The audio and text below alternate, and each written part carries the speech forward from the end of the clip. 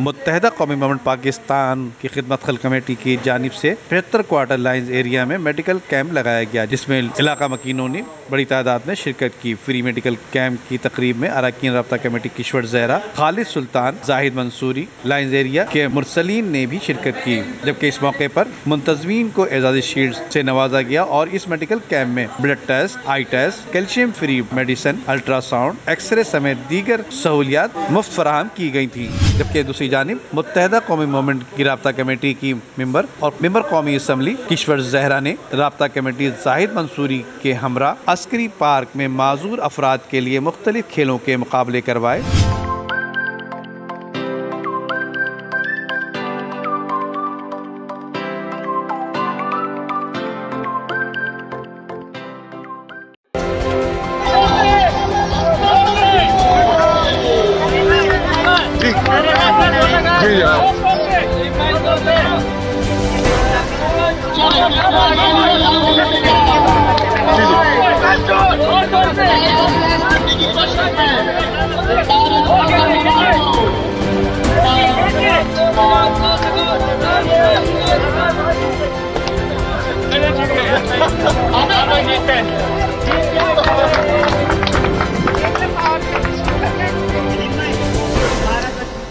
सब्जी मंडी अस्करी पार्क में स्पेशल बच्चों की हौसला अफजाई के लिए, इनके माशरे में अहम किरदार अदा करने के लिए, इनकी हौसला अफजाई के लिए ये तमाम प्रोग्राम मुनक्किद किए गए।